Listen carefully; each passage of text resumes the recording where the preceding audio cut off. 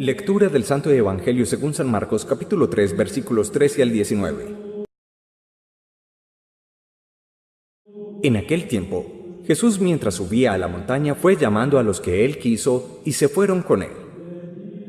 A 12 los hizo sus compañeros para enviarlos a predicar, con poder para expulsar demonios. Así constituyó el grupo de los 12: Simón, a quien dio el sobrenombre de Pedro; Santiago el de Zebedeo y su hermano Juan, a quienes dio el sobrenombre de Boanerges, los truenos; Andrés, Felipe, Bartolomé, Mateo, Tomás, Santiago el de Alfeo, Tadeo, Simón el Celotes y Judas Iscariote, que lo entregó. Palabra del Señor. Gloria a ti, Señor Jesús. Jesús frecuentaba la montaña. Era el lugar ciertamente del encuentro con Dios, pero también significa no solamente un movimiento corporal o, si se quiere, geográfico, sino y sobre todo un movimiento ascensional de su espíritu. Estamos todos llamados a ascender, a crecer, a buscar montañas dentro de nuestro ser, puntos más altos donde tengamos una mejor perspectiva y, si se quiere, panorámica de nuestra existencia. A veces vivimos la vida de manera demasiado ramplona, simplemente como las serpientes mordiendo el polvo del suelo. Estás conmigo y todos los que escuchan este mensaje a ascender, a crecer, no solo económica, profesional, laboral, académica, artísticamente. Está llamado a crecer humana y espiritualmente. Está llamado a ser un mejor ser humano. Está llamado a tener ideales más nobles. Estás llamado a romper tus propias marcas. Estás llamado a la montaña, al encuentro con Dios. Nos muestra un detalle pintoresco, si se quiere, de lo que era la actividad evangelizadora de Jesús hace 2000 años. Nos muestra cómo era un hombre demasiado popular, muy querido por las personas y reconocido definitivamente como un profeta, capaz de anunciar con autoridad un mensaje distinto, pero sobre todo capaz de respaldar esas palabras con acciones de sanación y de curación. Nos dice la primera parte del Evangelio que hoy meditamos, cómo Jesús se retira con sus discípulos a la orilla del lago de Galilea y lo sigue una inmensa muchedumbre. Detalla las regiones de Judea, de Jerusalén, de Idumea, de Transjordania, de las cercanías de Tiro y de Sidón. Pero mírenlo el detalle: el ser humano ha sido siempre un sediento de Dios, un sediento de salud física y de salud interior. Y cuando reconocen una persona que efectivamente es imagen de Dios, se van tras ella. Nos dice que la gente literalmente se le echaba encima para tocarlo. Esa hambre espiritual de hace 2000 años, hoy la constata uno de manera silenciosa en muchas personas. Se me da en pensar que detrás de muchas búsquedas espirituales del hombre de hoy, en la nueva era, en religiones orientales, que no necesariamente en el cristianismo, hay una búsqueda eterna, universal e inconsciente de trascendencia, de espiritualidad. Siempre cobran fuerza esa expresión, esas palabras del padre de la iglesia, San Agustín, cuando afirma: Señor, nos hiciste para ti, y nuestro corazón andará inquieto hasta que no repose, no descanse en ti. Es la gran verdad del ser humano. Somos tan indefensos, somos tan frágiles, tan quebradizos, tan limitados. Permítanme esta expresión: estamos tan enfermitos en el cuerpo y en el alma que literalmente nos queremos echar encima de Jesús para tocarlo. Viene a mi memoria el pasaje evangélico de la hemorroísa, que padecía flujos de sangre desde hacía 12 años y se había gastado su dinero en médicos de la época. Pero ella, en una fe muy bonita, dice: con solo tocar la orla, el borde del manto del profeta Jesús, sé que quedaré sana. Efectivamente, Jesús experimenta que sale como una especie de fuerza sanadora de su ser, porque la fe de la mujer ha sido superior a la misma voluntad de Cristo, casi sin contar con su aquiescencia, sin su consentimiento, la mujer ha sido sanada. Este es el Mesías que anuncia el cristianismo. Este es el hombre del que se habla 2000 años después. Esta es la persona que partió la historia humana antes de él y después de él. Este es el pobre que ha enriquecido a muchos. Este es el obediente a Dios que nos enseña el camino de la libertad desde la obediencia. Este es el casto, el del amor puro, que nos enseña el sentido del auténtico amar a los hombres de nuestro tiempo. Este es el sanador por excelencia, al que la gente se le tiraba literalmente encima para ser curada, para ser sanada. Pero hay un segundo elemento, también si se quiere un poco pintoresco. Nos habla de algunos enfermos que tenían espíritus inmundos, de alguna forma posesiones. Es paradójico y es contradictorio que los llamados hombres buenos de la época de Jesús, los fariseos, los conocedores de la ley de Dios, los escribas, los saduceos también de alguna forma no reconocieran el profetismo y el señorío, la divinidad que había en la persona de Jesús. Y es paradójico, y es aquí la ironía, como una persona que tiene un espíritu inmundo, poseída por el maligno, es capaz de gritar: aléjate de mí, tú eres el Hijo de Dios. ¿Cómo reconocer a ese Cristo? ¿Cómo descubrir a ese Mesías?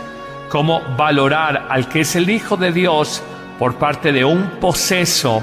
Y aquellos hombres que se sentían buenos no fueron capaces de hacerlo. ¿Qué pasa con los hombres que se llaman de bien? ¿Qué pasa a veces con algunas autoridades o ministros religiosos en distintas iglesias del mundo de hoy, que tienen a Dios en sus labios pero no en su corazón? ¿Qué ocurre a veces con que personas que han vivido en el mal son capaces de reconocer más claramente la presencia, la vida, la acción de Dios en una persona concreta, en Jesús? No es gratuito que Jesús haya afirmado, a propósito de la falta de fe de los fariseos en él, que las prostitutas y los cobradores de impuestos, esto es, los publicanos, les antecederán en el reino de los cielos. Es una gran verdad que a veces los pecadores, los equivocados, tienen mayor facilidad para reconocer a Jesús como el Hijo de Dios y a reconocer el mensaje cristiano. Señor, libéranos de las falsas seguridades religiosas. De alguna manera, desnúdanos de esas falsas vestiduras que nos dan una seguridad de que nosotros creemos en Dios, lo anunciamos en nuestros labios, pero no lo tenemos verdaderamente en el corazón. ¿Cuántos hay? Y en el ministerio sacerdotal lo he comprobado, que son auténticos arrepentidos, que muy adoloridos, muy compungidos, empiezan una verdadera vida de metanoia, de conversión, de cambio profundo, y avanzan en hombros de gigante, a pasos inmensos, en santidad, en espiritualidad. Y en cambio las personas llamadas buenecitas, que a veces fueron de vida sacramental frecuente y de rezos frecuentes, siguen con los mismos vicios, los mismos resentimientos, la misma falta de misericordia de todas las personas y de todos los años. Jesús, gracias por enseñarnos este Evangelio. Precisamente en la elección del grupo de sus apóstoles, nos dice cómo Jesús busca el encuentro con Dios y sube a la montaña. No solamente en el Antiguo Testamento, sino también en el Nuevo, la montaña es siempre el lugar del encuentro con Dios. No solamente es un ascenso físico, permítame también la expresión, es un ascenso espiritual. Nos dice que Jesús sube a la montaña y claramente nos da la acción que va a realizar en la montaña. Sube a orar, que pasó la noche orando a Dios.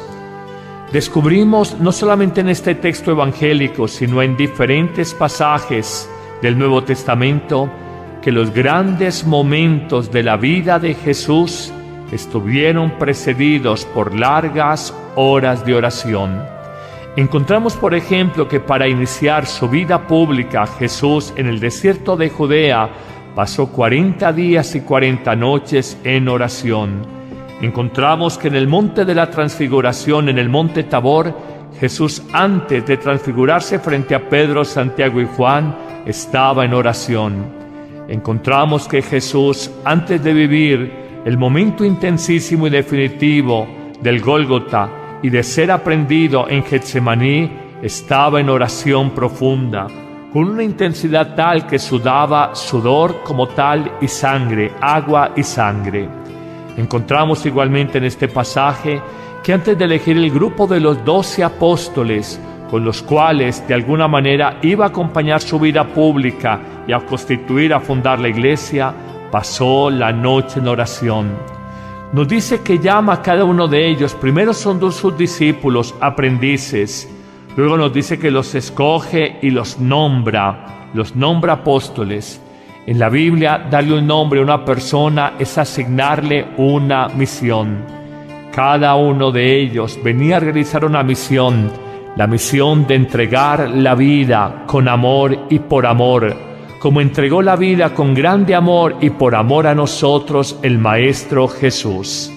Nos dirá también, después de enumerar a cada uno de ellos por su nombre, nos dirá que iban a escuchar a los discípulos, que la gente los buscaba para que los curaran de sus enfermedades y que de alguna manera la gente acercándose a Jesús trataban de tocarlo porque salía de él una fuerza que los sanaba a todos.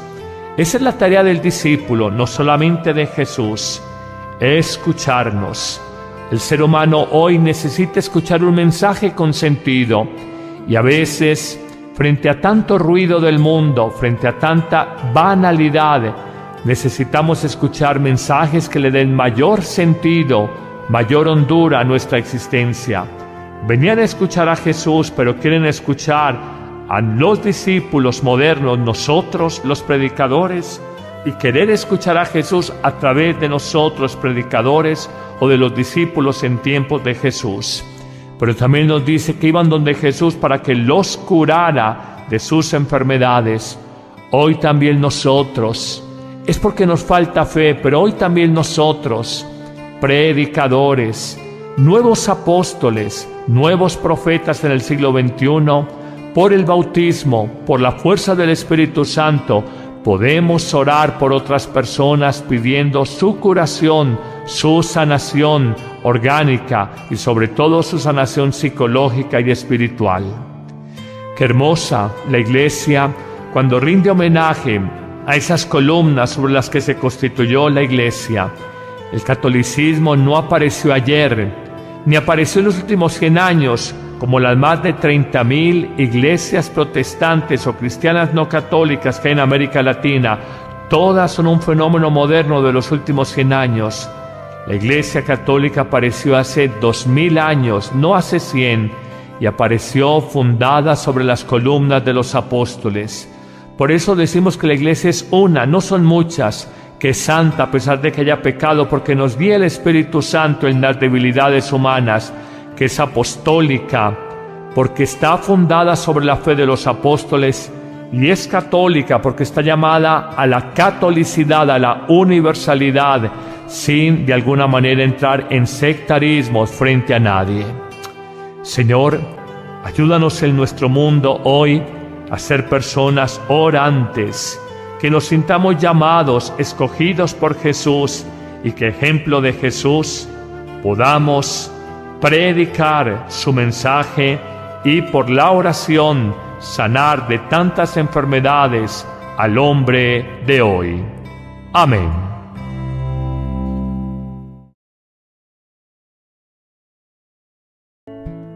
A ti que no tienes paz, que no ansías ser más que tus hermanos, a ti que no pusiste en esta tierra tu tesoro.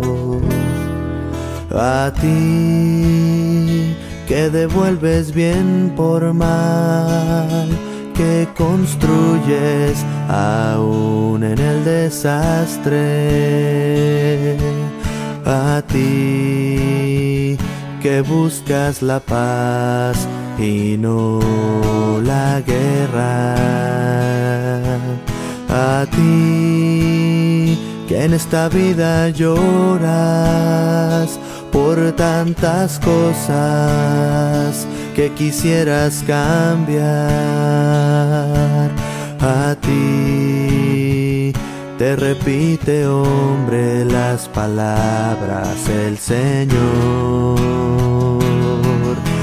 Alégrate, regocíjate, pues tuyo es el reino de los cielos. Si por mi causa te desprecia el mundo, alégrate y regocíjate.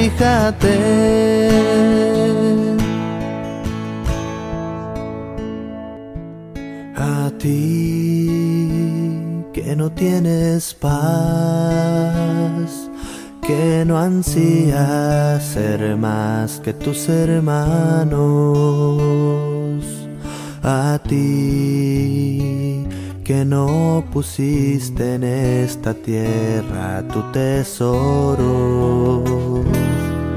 A ti que devuelves bien por mal, que construyes aún en el desastre. A ti que buscas la paz y no la guerra. A ti que en esta vida lloras por tantas cosas que quisieras cambiar. A ti te repite, hombre, las palabras el Señor. Alégrate, regocíjate,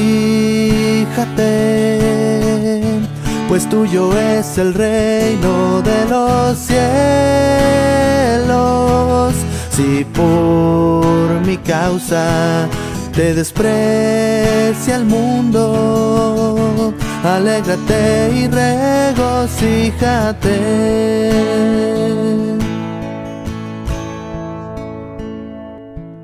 A ti que no tienes paz,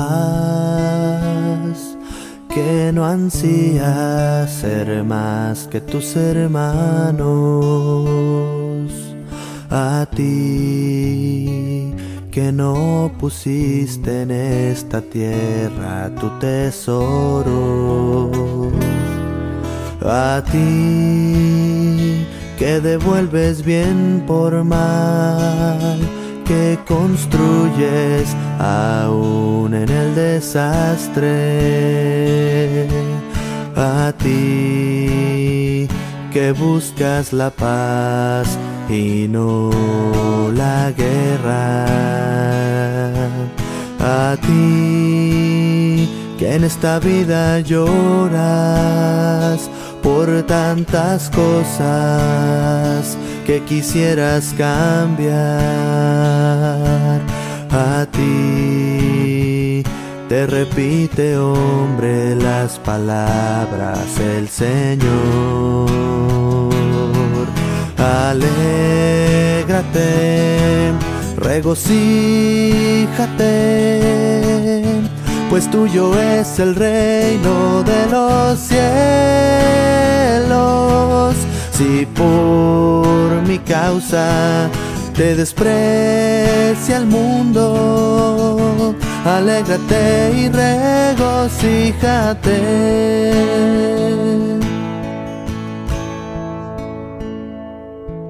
A ti que perdonas siempre, a aquel que no lo merece, a ti que eres recto y noble cuando ves que se te abaja, a ti que te desprecia el mundo porque no sigues las reglas que ha marcado, a ti que te enfrentas con él para así poder salvarlo, a ti que eres calumniado, que eres torturado y ultrajado por mi causa, a ti te repite, hombre, las palabras. En la Biblia, darle un nombre a una persona es asignarle una misión. Cada uno de ellos venía a realizar una misión, la misión de entregar la vida con amor y por amor, como entregó la vida con grande amor y por amor a nosotros el Maestro Jesús. Nos dirá también, después de enumerar a cada uno de ellos por su nombre, nos dirá que iban a escuchar a los discípulos, que la gente los buscaba para que los curaran de sus enfermedades y que de alguna manera la gente acercándose a Jesús trataban de tocarlo porque salía de él una fuerza que los sanaba a todos. Esa es la tarea del discípulo, no solamente de Jesús, escucharnos. El ser humano hoy necesita escuchar un mensaje con sentido y a veces, frente a tanto ruido del mundo, frente a tanta banalidad, necesitamos escuchar mensajes que le den mayor sentido, mayor hondura a nuestra existencia. Venían a escuchar a Jesús, pero quieren escuchar a los discípulos modernos, nosotros los predicadores, y querer escuchar a Jesús a través de nosotros predicadores o de los discípulos en tiempos de Jesús. Pero también nos dice que iban donde Jesús para que los curara de sus enfermedades. Hoy también nosotros, es porque nos falta fe, pero hoy también nosotros, predicadores, nuevos apóstoles, nuevos profetas en el siglo XXI, por el bautismo, por la fuerza del Espíritu Santo, podemos orar por otras personas pidiendo su curación, su sanación orgánica y sobre todo su sanación psicológica y espiritual. Qué hermosa la Iglesia cuando rinde homenaje a esas columnas sobre las que se constituyó la Iglesia. El catolicismo no apareció ayer, ni apareció en los últimos 100 años, como las más de 30.000 iglesias protestantes o cristianas no católicas que hay en América Latina. Todas son un fenómeno moderno de los últimos 100 años. La Iglesia Católica apareció hace 2000 años, no hace 100, y apareció fundada sobre las columnas de los apóstoles. Por eso decimos que la Iglesia es una, no son muchas, que es santa a pesar de que haya pecado, porque nos guía el Espíritu Santo en las debilidades humanas, que es apostólica, porque está fundada sobre la fe de los apóstoles, y es católica porque está llamada a la catolicidad, a la universalidad, sin de alguna manera entrar en sectarismos frente a nadie. Señor, palabras con acciones de sanación y de curación. Nos dice la primera parte del Evangelio que hoy meditamos, cómo Jesús se retira con sus discípulos a la orilla del lago de Galilea y los sigue una inmensa muchedumbre. Detalla las regiones de Judea, de Jerusalén, de Idumea, de Transjordania, de las cercanías de Tiro y de Sidón. Pero mírenlo el detalle, el ser humano ha sido siempre un sediento de Dios, un sediento de salud física y de salud interior. Y cuando reconocen una persona que efectivamente es imagen de Dios, se van tras ella. Nos dice que la gente literalmente se le echaba encima para tocarlo. Esa hambre espiritual de hace 2000 años, hoy la constata uno de manera silenciosa en muchas personas. Se me da en pensar que detrás de muchas búsquedas espirituales del hombre de hoy, en la nueva era, en religiones orientales, que no necesariamente en el cristianismo hay una búsqueda eterna, universal e inconsciente de trascendencia, de espiritualidad. Siempre cobran fuerza esa expresión, esas palabras del Padre de la Iglesia, San Agustín, cuando afirma: Señor, nos hiciste para ti, y nuestro corazón andará inquieto hasta que no repose, no descanse en ti. Es la gran verdad del ser humano. Somos tan indefensos, somos tan frágiles, tan quebradizos, tan limitados. Permítanme esta expresión, estamos tan enfermitos en el cuerpo y en el alma que literalmente nos queremos echar encima de Jesús para tocarlo. Viene a mi memoria el pasaje evangélico de la hemorroísa, que padecía flujos de sangre desde hacía 12 años y se había gastado su dinero en médicos de la época. Pero ella, en una fe muy bonita, dice: con solo tocar la orla, el borde del manto del profeta Jesús, sé que quedaré sana. Efectivamente, Jesús experimenta que sale como una especie de fuerza sanadora de su ser, porque la fe de la mujer ha sido superior a la misma voluntad de Cristo, casi sin contar con su aquiescencia, sin su consentimiento. La mujer ha sido sanada. Este es el Mesías que anuncia el cristianismo. Este es el hombre del que se habla 2000 años después. Esta es la persona que partió la historia humana antes de él y después de él, pero no lo tenemos verdaderamente en el corazón. ¿Cuántos hay? Y en el ministerio sacerdotal lo he comprobado, que son auténticos arrepentidos, que muy adoloridos, muy compungidos, empiezan una verdadera vida de metanoia, de conversión, de cambio profundo, y avanzan en hombros de gigante, a pasos inmensos, en santidad, en espiritualidad. Y en cambio las personas llamadas buenecitas, que a veces fueron de vida sacramental frecuente y de rezos frecuentes, siguen con los mismos vicios, los mismos resentimientos, la misma falta de misericordia de todas las personas y de todos los años. Jesús, gracias por enseñarnos este Evangelio. Precisamente en la elección del grupo de sus apóstoles, nos dice cómo Jesús busca el encuentro con Dios y sube a la montaña. No solamente en el Antiguo Testamento, sino también en el Nuevo, la montaña es siempre el lugar del encuentro con Dios. No solamente es un ascenso físico, permítame también la expresión, es un ascenso espiritual. Nos dice que Jesús sube a la montaña y claramente nos da la acción que va a realizar en la montaña. Sube a orar, que pasó la noche orando a Dios.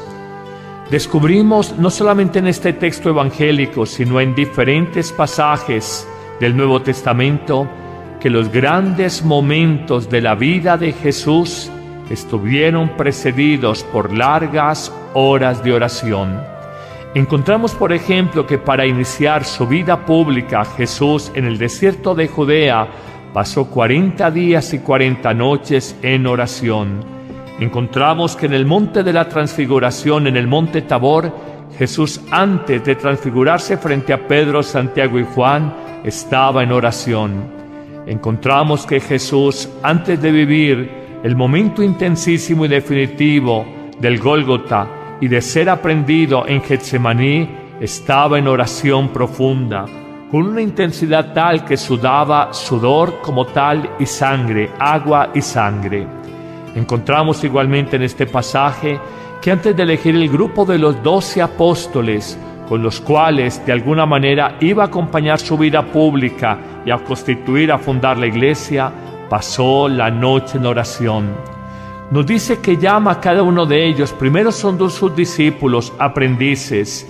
Luego nos dice que los escoge y los nombra apóstoles. Este es el pobre que ha enriquecido a muchos. Este es el obediente a Dios, que nos enseña el camino de la libertad desde la obediencia. Este es el casto, el del amor puro, que nos enseñe el sentido del auténtico amar a los hombres de nuestro tiempo. Este es el sanador por excelencia, al que la gente se le tiraba literalmente encima para ser curada, para ser sanada. Pero hay un segundo elemento, también si se quiere un poco pintoresco. Nos habla de algunos enfermos que tenían espíritus inmundos, de alguna forma posesiones. Es paradójico y es contradictorio que los llamados hombres buenos de la época de Jesús, los fariseos, los conocedores de la ley de Dios, los escribas, los saduceos también de alguna forma, no reconocieran el profetismo y el señorío, la divinidad que había en la persona de Jesús.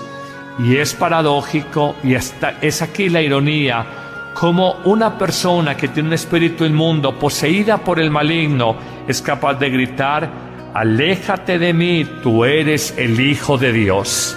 ¿Cómo reconocer a ese Cristo? ¿Cómo descubrir a ese Mesías? ¿Cómo valorar al que es el Hijo de Dios por parte de un poseso?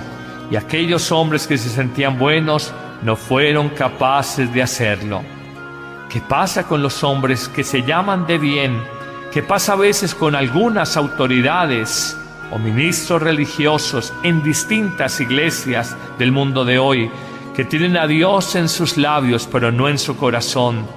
¿Qué ocurre a veces con que personas que han vivido en el mal son capaces de reconocer más claramente la presencia, la vida, la acción de Dios en una persona concreta, en Jesús? No es gratuito que Jesús haya afirmado a propósito de la falta de fe de los fariseos en él, que las prostitutas y los cobradores de impuestos, esto es, los publicanos, les antecederán en el reino de los cielos.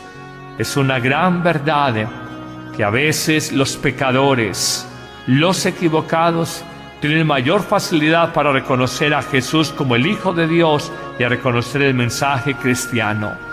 Señor, libéranos de las falsas seguridades religiosas. De alguna manera, desnúdanos de esas falsas vestiduras que nos dan una seguridad de que nosotros creemos en Dios, lo anunciamos en nuestros labios.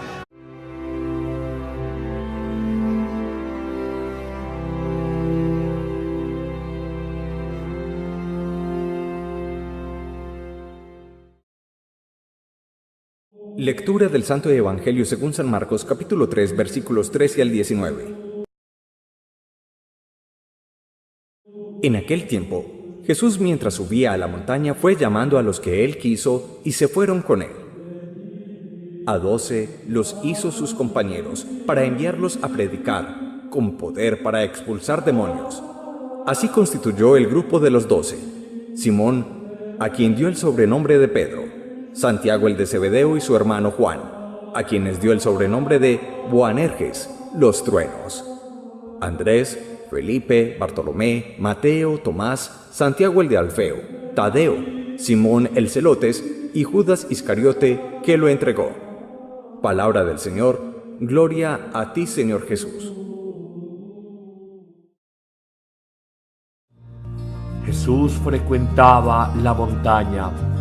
Era el lugar ciertamente del encuentro con Dios, pero también significa no solamente un movimiento corporal o, si se quiere, geográfico, sino y sobre todo un movimiento ascensional de su espíritu.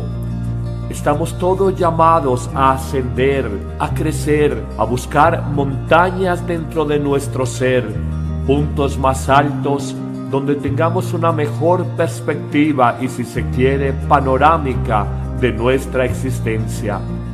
A veces vivimos la vida de manera demasiado ramplona, simplemente como las serpientes mordiendo el polvo del suelo. Estás conmigo y todos los que escuchan este mensaje a ascender, a crecer, no solo económica, profesional, laboral, académica, artísticamente. Está llamado a crecer humana y espiritualmente. Está llamado a ser un mejor ser humano. Está llamado a tener ideales más nobles. Estás llamado a romper tus propias marcas. Estás llamado a la montaña, al encuentro con Dios. Nos muestra un detalle pintoresco, si se quiere, de lo que era la actividad evangelizadora de Jesús hace 2000 años. Nos muestra cómo era un hombre demasiado popular, muy querido por las personas y reconocido definitivamente como un profeta, capaz de anunciar con autoridad un mensaje distinto, pero sobre todo capaz de respaldar esas